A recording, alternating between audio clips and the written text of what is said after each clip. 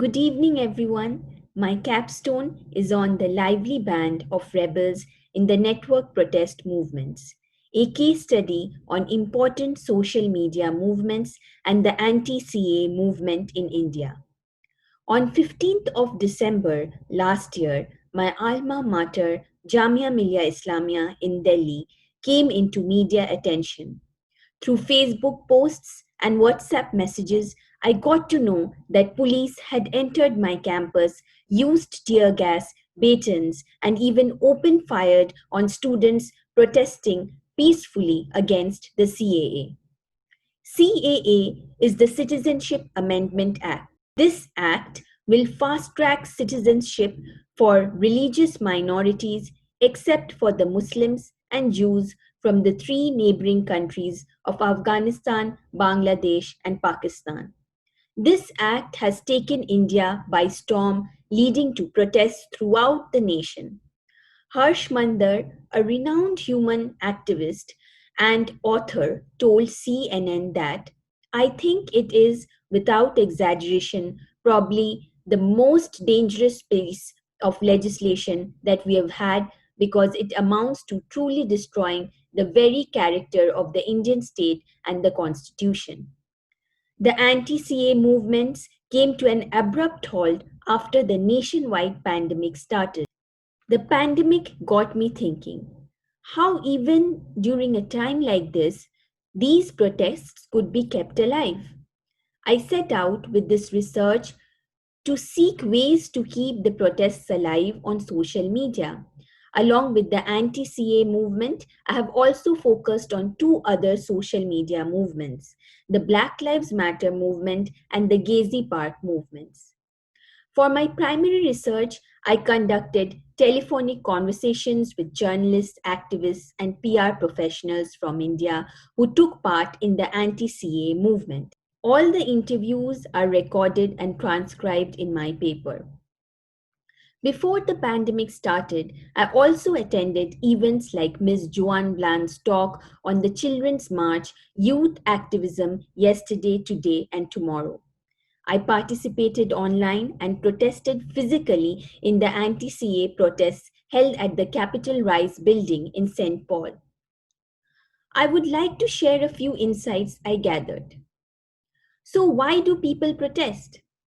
I was curious to understand why people take out the time and energy to participate in online protest movements, especially in this fast paced world, especially because online protests can become dangerous in countries that try to censor media. When I asked this question to my interviewees, I realized that people protest because they have generated distrust of traditional institutions and politicians. Voicing their opinions, even if it causes a threat to their physical or emotional peace, makes them feel good that they could use their voice to protect themselves and those who are wronged. Are leaderless protests better than protests which have an assigned leader? My research led me to understand that both types of protests have their own drawbacks. Leaderless protests often seem to come to a tactical freeze. Without a leader, usually there is confusion while negotiating demands. With the eclectic array of news and information provided by the internet, it becomes increasingly difficult for the protesters to make sense of all of this. Reading about the protests that have leaders made me think about the spiral of silence theory proposed by the German political scientist Elisabeth Noel Neumann. With time, protests become favored towards people who can communicate well and are articulate. Even though protests seem participatory on the surface, ultimately only the voices of a few are heard. Fake news becomes a menace. One of the reasons why anti CA protests became so polarized had to do a lot with the spreading of misinformation by leading news television channels. After talking to my interviews, I found some tips to understand whether the news we are reading online is false or not. Some of the ways suggested by the interviewees are use apps that help to track fake news, such as Logically, Snopes, and the like. Android and iOS users can use WhatsApp's newly launched feature to verify frequently forwarded messages.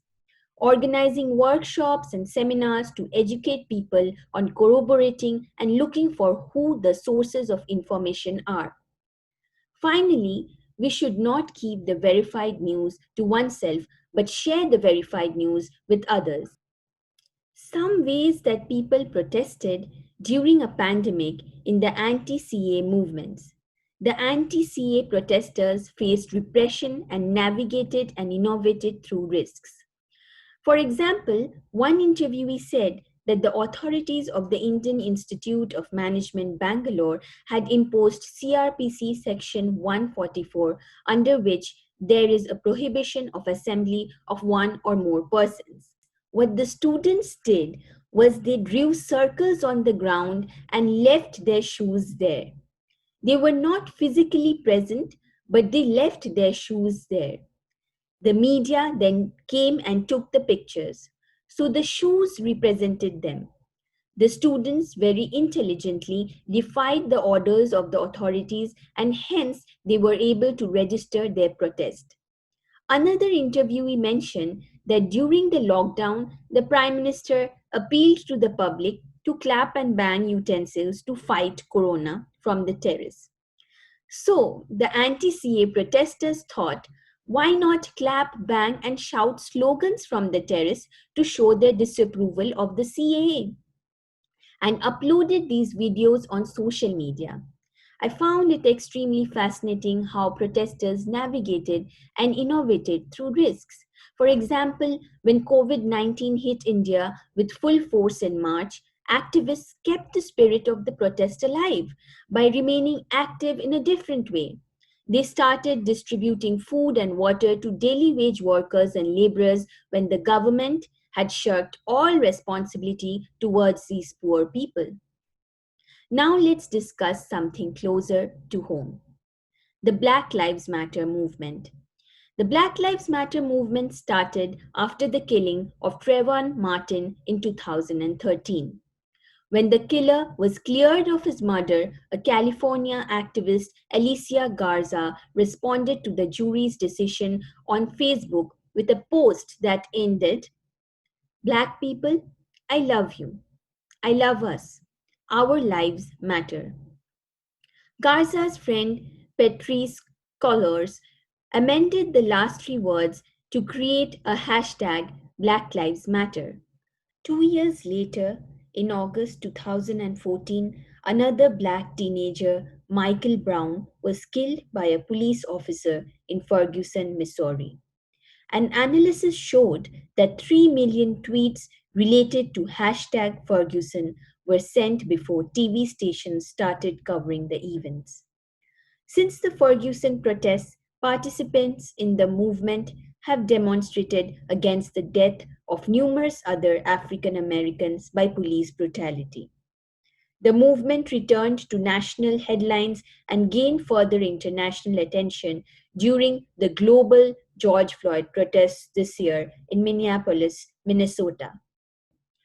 Through my research, I found out the strategies used in the Black Lives Matter movement. It draws inspiration from the 1960s civil rights movement, but is focused on a different leadership model. It eschews hierarchy and centralized leadership. It is a community led organizational approach, also referred to as participatory democracy. The movement recognized social media as a necessary force in mobilizing action, while other groups focused on courthouse demonstrations and Change.org petitions. Black Lives Matter took it one step further and created communities on platforms like Facebook, Twitter, and Tumblr. Black Lives Matter's social media strategy was to mobilize both internal and new activists to build a connection between other groups and movements, and allowed activists to control the narrative by posting personal experiences from protests and the like. Now, To design a campaign for the anti CA protest movements, we have to consider the SMCR model. Phase 1, background research of the protesters. The source: based on their location, political inclinations, and ideological stands, the communities and groups of people opposing CA can be classified into three groups. For a fair and comprehensive understanding of the nature and prospects of the anti CA movement, we need to understand the motives, objectives, and dynamics of these three groups. Understanding the background of the protesters will help understand the issue the movement faces from all sides. The three groups are the native people in the Northeast, religious minorities, the Muslims, and the liberals, left, and others. Phase 2, developing protest messages. To devise appropriate messages, we have to understand our fellow protesters so as not to write or say something that may isolate or offend our fellow protesters. This is important because, like the Black Lives Matter protest, protesters with different ideologies and beliefs are protesting in the anti CA movement. There should be complete knowledge of the different motivations to join the protests. Understanding and respecting each other's motives to join the protest will help in collective thinking and help create messages that are not self centered. Phase 3, channel assessment. After formulating messages, going to the protest site, and participating in a non violent manner, it is vital to reach out to our social networks to reach a large audience with the help of strong and weak ties. Share the material we have captured in our cameras, match them with truthful information points, and adapt them to different platforms like Twitter, Instagram, Facebook, YouTube, and WhatsApp in the case of anti CA movements. Phase 4, research on your opponent's point of view, the receiver. They are the hardest to convince. Get feedback from their comments and then try to develop truthful talking points that would help in building trust and goodwill, even with people who have a different point of view. With the help of all the research and analysis, I have created a roadmap for social media revolution with the help of strategic communication. Have to be honest. Listen to our inner voice. We cannot afford to join the wrong cause with the wrong people heading it. Our protest cannot turn into a self serving movement. Courage to speak. Next, we require the courage to speak and say something useful, introduce our stories and our experiences. If we do not have the words to describe our feelings, we can always seek the help of the fellow activists' voices that make sense to us. Amplify their thoughts with the help of shared posts. Courage to determine the next bold move, and communication to keep the troops committed to the value of moving forward. Have to work the work. People will not value us if we have not walked the walk. After the pandemic, we could go to events, be on the ground, click pictures, and invest our time developing effective messages. In the time of a pandemic, exploring and attending live online opportunities to participate is a must.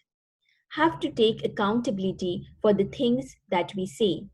We have to abstain from commenting on anything until we have done extensive research about the cause that matters to us. We have to spend time reading our opponent's point of view, persuade people who are skeptical about joining our networks, develop honest and persuasive talking points. We have to try not to be fooled by misinformation.